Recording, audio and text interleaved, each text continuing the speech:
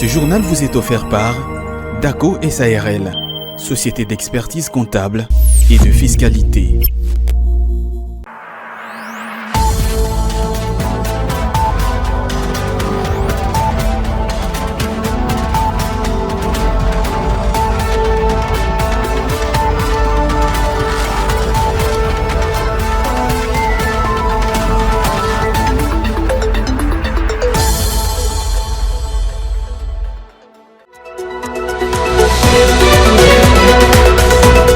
Les entrepreneurs congolais sensibilisés sur les cadres légaux et institutionnels dans une matinée d'échange organisée par Congo Business Expo.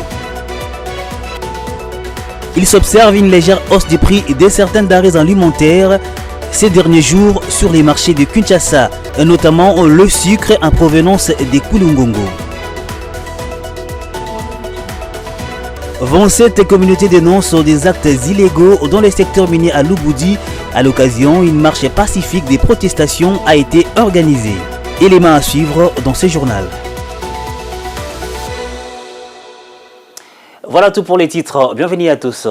À marge de la participation de la République démocratique du Congo à la 113e session de la Conférence internationale du travail qui se tient du 2 au 13 juin 2025 à Genève, le ministre du Travail et de l'Emploi, Ephraim Akwakwa, a eu des échanges fructueux avec la représentante au pays du bureau de l'Organisation internationale du travail en RTC, Nteba Soumano. Les détails avec Betty Tanfoumon. La 113e session de conférence internationale du travail de l'Organisation internationale du travail, OIT, se tiendra à Genève du 2 au 13 juin 2025. Il s'agit d'une réunion annuelle où les représentants du gouvernement, des employeurs et de travailleurs de 187 États membres de l'OIT se réunissent pour discuter et définir deux normes et des politiques du travail. Plus précisément, cette session de 2025 devrait aborder plusieurs sujets liés notamment au rapport du président du conseil d'administration et celui du directeur général et au programme de travail de la conférence. Plusieurs réunions d'experts sur des thèmes spécifiques sont ainsi prévues. À savoir, l'OIT joue un rôle essentiel dans la promotion de la justice sociale, de droits de l'homme et de droit au travail international reconnu, et cette conférence est un lieu important pour la discussion et la prise de décision sur ces questions. À cette conférence, la République démocratique du Congo sera représentée par une forte délégation. Et ces échanges ont permis au ministre du Travail d'avoir des précisions sur cette rencontre internationale. Il s'y est de noter que la dite conférence internationale du travail à Genève au mois de juin 2025 est une occasion importante pour la discussion et la prise de décision sur les normes et les politiques du travail. Que sait-on du cadre légal et institutionnel de l'entrepreneuriat? Une matinée d'échange organisée par Congo Business Expo, une plateforme d'expression des entrepreneurs congolais, a réuni les week-ends derniers les acteurs de l'écosystème entrepreneurial congolais autour de cette problématique. Ces assises ont examiné l'apport du programme national de développement de l'entrepreneuriat congolais et PRONADEC et l'ordonnance loi du 8 septembre 2022 portant sur la promotion de l'entrepreneuriat et des startups en RDC. Bioaka Igor et Mananajo pour plus de détails. C'est pour sensibiliser les entrepreneurs congolais sur les instruments juridiques qui encadrent l'entrepreneuriat, mais également discuter autour des politiques institutionnelles mises en place et que cette matinée d'échange s'est tenue. Deux panels ont suffi pour passer au crible l'objet de cette rencontre organisée par Congo Business Expo, une plateforme d'expression des entrepreneurs congolais.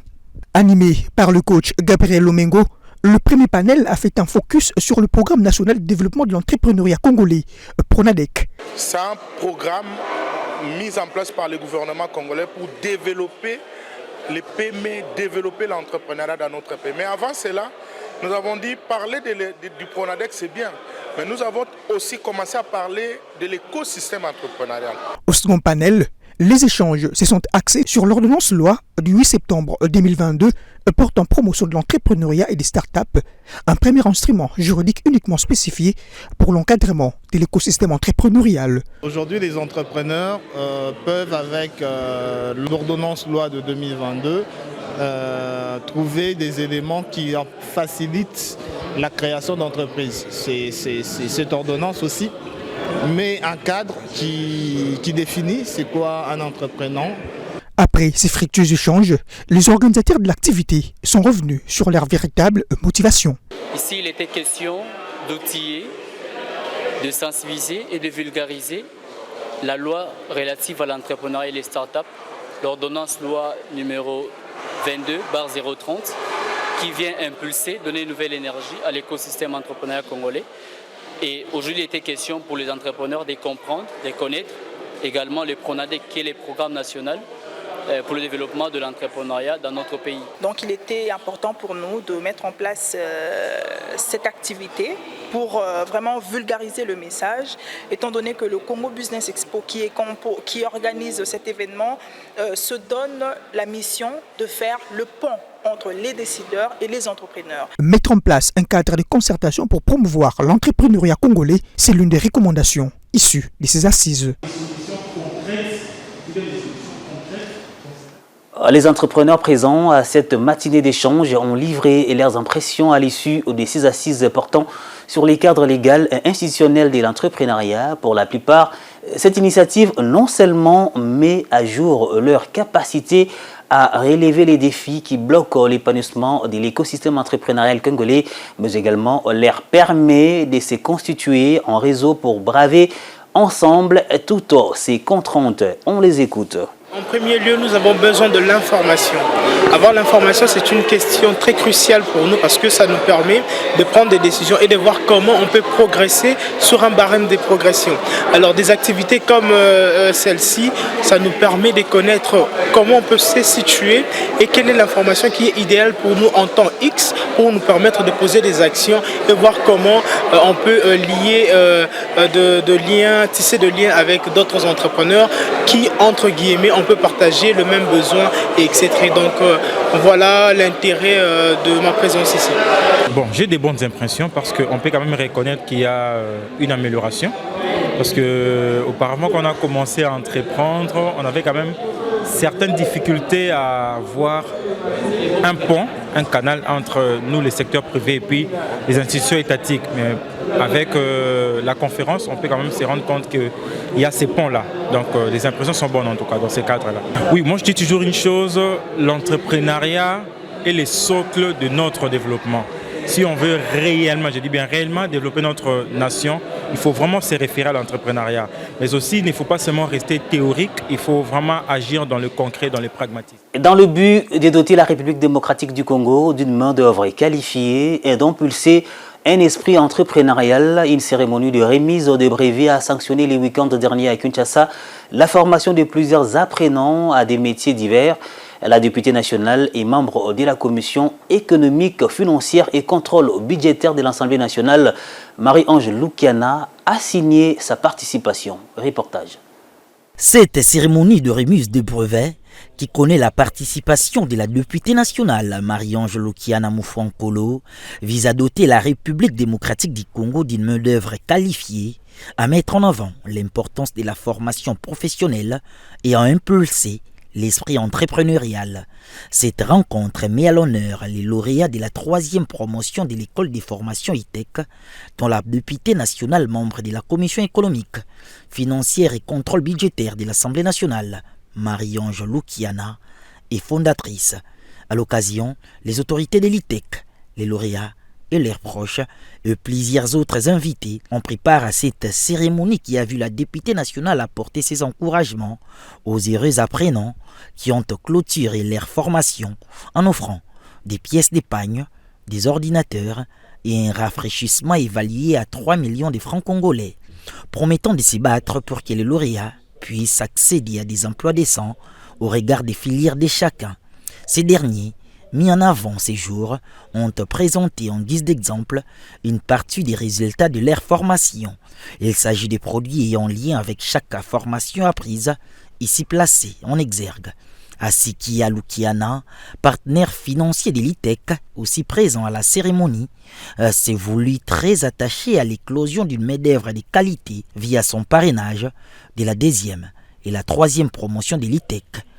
Permettre à la République démocratique du Congo d'avoir une main-d'œuvre professionnelle capable d'influencer positivement la qualité des produits made in Congo est l'un des objectifs poursuivis par Mme Lukiana, suivant la vision du chef de l'État, Félix-Antoine Tshisekedi, qui prône la participation de la main-d'œuvre congolaise dans le développement de la RDC et surtout l'essor d'une main-d'œuvre de bonne qualité.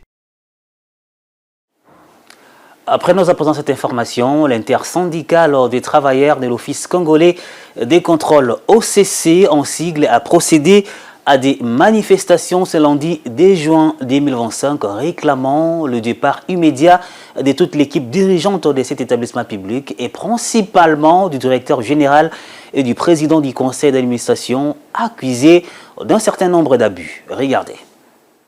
Dans ces images, les agents de l'Office congolais des contrôles OCC qui bloquent l'accès au site de l'établissement public à son directeur général Étienne Tshimanga, accusé de plusieurs abus graves. Manifestation à l'initiative de l'intersyndicale des travailleurs qui exige le départ immédiat de toute l'équipe dirigeante de l'entreprise, décrétant aussi une cessation de travail le lundi 2 juin sur l'ensemble du territoire national. Lors de son assemblée générale tenue le 31 mai dernier à Kinshasa, l'intersyndicale a souligné les préoccupations qui affectent l'OCC, notamment l'absence manifeste d'une politique managériale efficace de la part des dirigeants, l'insolvabilité de l'établissement vis-à-vis des institutions hospitalières, entraînant de nouveaux cas de décès parmi les travailleurs, faute de prise en charge médicale, mais aussi les paiements tardifs des salaires, aggravant la précarité des employés. Pour manifester leur indignation, les travailleurs ont décrété l'arrêt du travail à l'OCC, et ce, à partir du 2 juin sur l'ensemble du territoire national. La reprise du travail ne sera envisagée qu'à condition du remplacement effectif du PCA et du DG, ont-ils insisté. Soulignons que toutes les entités sont instruites de respecter scrupuleusement les résolutions de l'Assemblée générale afin de restaurer la dignité des travailleurs et redorer l'image des prestiges de l'OCC aujourd'hui ternie, a déclaré Jean-Paul Moussa, secrétaire général de l'intersyndicale. Une légère hausse des prix de certaines denrées alimentaires est observée ces derniers jours sur les marchés de Kinshasa, au marché de l'UPN, par exemple situé dans la commune de Ngalima. Les coûts d'un sac de sucre de 50 kg en provenance des Kwilungongo dans la province du Congo central qui s'est négocié avant à 268 000 francs congolais s'achète désormais à 287 000 francs congolais, une augmentation de 19 800, soit près de 7 $ américains. Un constat dès ce lundi 2 juin fait par Divine Mwenze et Dieu Manana. Les ménages quinois font face ce dernier jour à la hausse de prix de certains denrées alimentaires dans le sucre. En effet, les prix d'un sac de sucre de 50 kg en provenance de Kwilungongo dans la province du Congo central, qui se négociait à 268 000 francs congolais, se négocie à présent à 287 800 francs congolais, une augmentation de 19 800 francs congolais, soit près de 7 $ américains. Cette situation alarmante s'explique, selon les commerçants, principalement par la multiplication du taux de change auprès des fournisseurs, mais également par la multiplicité des taxes. Pour ces vendeuses, cette situation se répercute directement sur les prix à la consommation. Exercer les activités commerciales est devenu très difficile à Kinshasa. Il y a quelques semaines plus tôt, les prix d'un sac de sucre avait baissé, mais actuellement, il a augmenté de 287 000 francs congolais. Je me demande comment allons-nous nous en sortir. Avec toutes ces routes qui sont actuellement dans un état de délabrement, les coûts de transport en commun nous coûtent, et ajouter à cela quelques taxes que nous payons pour nos étalages. Je suis commerçante depuis plusieurs années déjà. Je peux vous dire que venir tout le jour au marché pour vendre n'est pas facile. Nous dépensons beaucoup et gagnons moins parce qu'il y a trop de taxes à payer, notamment les DORA et autres. Hormis cela, nos fournisseurs nous vendent les marchandises à un taux plus élevé. Il nous est difficile de joindre le deux bouts du mois. Dans un contexte où le prix d'achat des ménages est fortement mis à l'épreuve, cette hausse de prix de ce produit de grande consommation risque d'amplifier les difficultés liées du quotidien. Les services techniques des éleveurs et fermiers des 5 territoires du Lualaba sont dotés d'un important lot de vaccins vétérinaires. Ce don a été fait par le ministère national de l'Agriculture, de la Pêche et de l'Élevage afin d'éradiquer une peste qui a été détectée. Outre ces vaccins, quelques motos ont également été mises à la disposition de ces services pour faciliter leur mobilité, un geste salué par la gouverneure Fifi Masuka Saini qui a réitéré son engagement à soutenir les actions de développement rural dans tous les secteurs. La gouverneure du Lualaba a procédé ce vendredi 30 mai à la remise d'un lot important de vaccins vétérinaires et le biothermique pour la conservation de vaccins et 8 motos destinées aux services techniques des éleveurs et fermiers des 5 territoires de la province du Lualaba en vue de permettre leur déplacement sans contraintes dans le coin ciblé. Cet événement s'est déroulé en présence du ministre de l'Agriculture, Pêche et Élevage, Jean-Pierre Moupataï, de quelques membres du cabinet de la gouverneure et le chef des services à l'esplanade du gouvernorat de province. Cette initiative s'inscrit dans le cadre du programme provincial de lutte contre les maladies animales telles que la fièvre afteuse, la péripneumonie contagieuse bovine et la rage. Le vaccin, il est gratuit. Ça va permettre d'éviter les maladies qui étaient en train de décimer le bétail, ce qui va augmenter le nombre de ces bétails. Dans son allocution, Masuka Saini Fifi a dévoilé le bien fondé de cette dotation du ministère national de l'Agriculture, Pêche et Élevage, combien mérité pour l'ensemble de ses administrés. L'État vous remet ça gratuitement, allez vacciner gratuitement. Vous avez aujourd'hui le moyen pour arriver dans les fins fonds. Que Dieu vous accompagne sur le chemin de retour. La bonne santé des animaux reste une priorité majeure du gouvernement provincial du Lualaba, tout en réitérant un engagement à soutenir les actions de développement dans les territoires.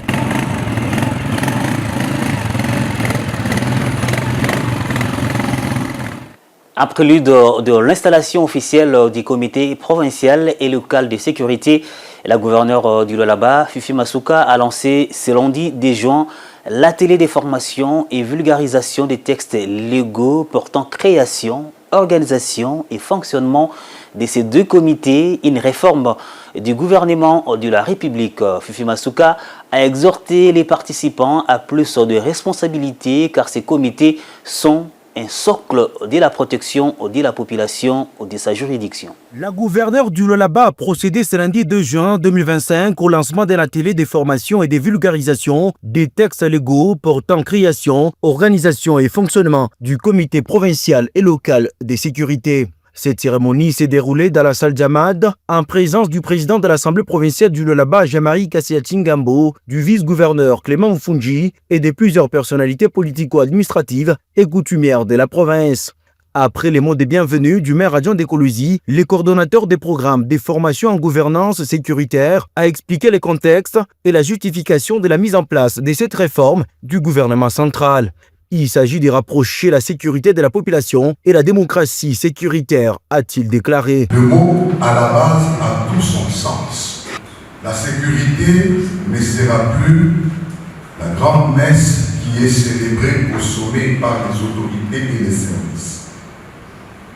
La sécurité à la base voudrait qu'on apporte la sécurité proche de la population, qu'on fasse de la sécurité un denrée où tout le monde participe. Plus jamais on ne va plus sécuriser la population sans la population elle-même.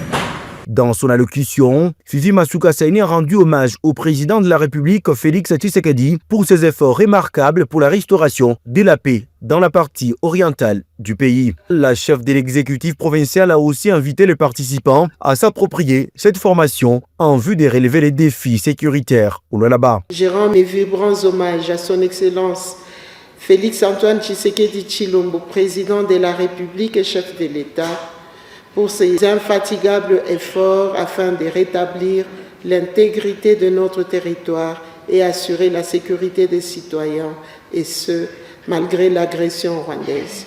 Au nom de la population du Lualaba, j'exprime ma reconnaissance à son Excellence, Monsieur le Vice-Premier ministre, ministre de l'Intérieur, Sécurité, Décentralisation et Affaires coutumières, qui, dans la vision du chef de l'État, a bien voulu assurer l'effectivité du fonctionnement de comités provinciaux et locaux de sécurité. Honorables Excellences, Mesdames et Messieurs, distingués invités, c'est en me rassurant que ces séminaires ateliers vont mieux nous préparer à garantir la sécurité de nos concitoyens et de leurs biens que je les déclare ouverts au Lualaba.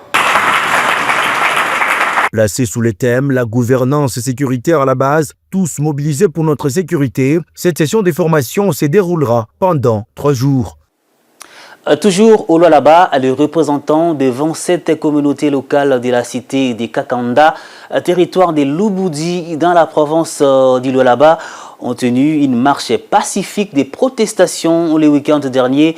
Question de dénoncer quelques actes illicites qu'ils attribuent à certaines personnalités congolaises et à des entreprises chinoises et libanaises. Elles ont exprimé leur profonde inquiétude face à l'exploitation illégale d'une concession minière qu'elles assurent appartenir à Boss Mining. Suivez. Organisée par les organisations de la société civile qui militent pour la paix au Congo, cette marche de protestation a connu la participation des habitants des territoires impliqués qui ont exprimé leur profonde inquiétude face à l'exploitation illicite de la concession minière qu'ils assurent appartenir à la société Boss Mining. Pour ces derniers, cette exploitation illégale est orchestrée par des ressortissants chinois et libanais, appuyés par certains éléments en uniforme, dans une atmosphère marquée par les trafics d'influence et d'impunité. Les manifestants ont cité les sites de Disselé, Onkela, Kiwawa, Kimbalasani, Kakanda Nord, Sud et Ouest, Kumedia, Mpapala et Mukondo comme les plus touchés par ces activités illicites. Ils affirment que des centaines de camions lourdement chargés de minerais quittent chaque jour ces sites sans aucune traçabilité ni respect des normes environnementales et sociétales. Ces communautés dénoncent également la complicité présumée de certaines personnalités publiques. Ces représentants communautaires ont rappelé que Boss Mining détiendrait légalement les permis d'exploitation de plusieurs sites touchés et qu'elle aurait révisé ses études d'impact environnemental et social ainsi que son plan de gestion. En août 2023, un cahier des charges a été signé entre Boss Mining et ses 27 communautés locales réparties entre les territoires de Lubudi dans les Lualaba et Kambové dans les Hauts-Katanga. Cependant, sa mise en œuvre est paralysée par l'occupation illégale de sites. Ces manifestants ont noté aussi que l'entreprise Boss Mining a permis l'emploi massif des jeunes locaux et aurait soutenu les activités génératrices de revenus, facteur clé dans la réduction de l'insécurité et du chômage dans la région. Ils évoquent une exploitation semi-industrielle déguisée en artisanale, facilitée par des coopératives minières écrans, gérées par des élites politiques, militaires et économiques, qui créent une superposition illégale des zones d'exploitation. Les manifestants ont enfin affirmé que cette situation actuelle profite à des réseaux mafieux qui utilisent abusivement le nom du chef de l'État et de certaines autorités provinciales au détriment des intérêts des communautés locales et de l'État congolais lui-même. Le lancement officiel de la perception de la taxe des voyages touristiques TVT a eu lieu le dimanche 1er juin 2025 dans la province de la Chopo. La cérémonie présidée par les gouverneurs des provinces Paulin Lendongolia s'est déroulée en présence de plusieurs autorités provinciales. Cette mesure vise à accroître les ressources locales pour financer les projets de développement inscrits dans les programmes de l'exécutif provincial.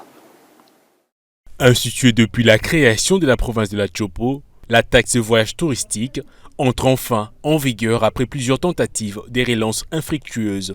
Sa gestion a été confiée à l'agence de transport et des tourismes fluvial, aérien, maritime, riverain et frontalier, Ataflamir, dans le cadre d'un partenariat public-privé garantissant une collecte optimisée des fonds. Selon les autorités provinciales, cette initiative pourrait jouer un rôle clé dans la dynamisation du secteur touristique et les renforcements des finances locales. Le gouverneur de la Tchopo, qui salue cette avancée, estime que le tourisme peut devenir un levier économique majeur pour la province. Il a ainsi exhorté la population à faire preuve de civisme fiscal en s'acquittant de ses devoirs patriotiques. La taxe de voyage touristique concerne tout le passager civil se déplaçant par voie terrestre, fluviale ou aérienne, aussi bien à l'intérieur qu'en dehors de la province, en fonction des distances parcourues.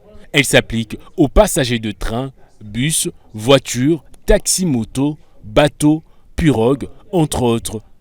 Afin d'assurer une collecte efficace, plusieurs guichets ont été installés dans des postes de contrôle, de ports et de beach.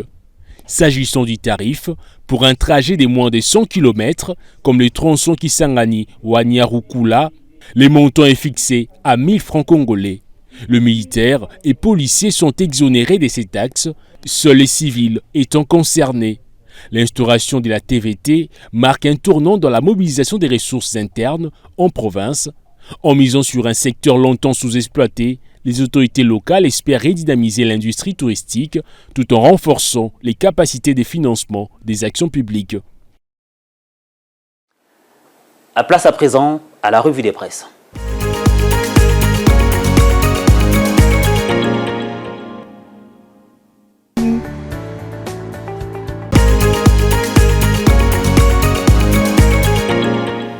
Ce journal est complètement terminé, mais avant de se quitter, on lui rappelle des titres. Les entrepreneurs congolais sensibilisés sur les cadres légaux et institutionnels dans une matinée d'échange organisée par Congo Business Expo. Il s'observe une légère hausse des prix de certains denrées alimentaires ces derniers jours sur les marchés de Kinshasa, notamment le sucre en provenance des Kulungongo. 27 communautés dénoncent des actes illégaux dans le secteur minier à Lubudi. À l'occasion, une marche pacifique des protestations a été organisée. Vous l'avez suivi dans ce journal.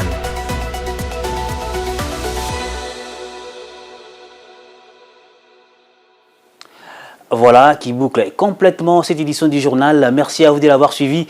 Restez sur Ecofin Télévision. Je vous retrouve demain à la même heure avec les mêmes plaisirs. D'ici là, portez-vous bien.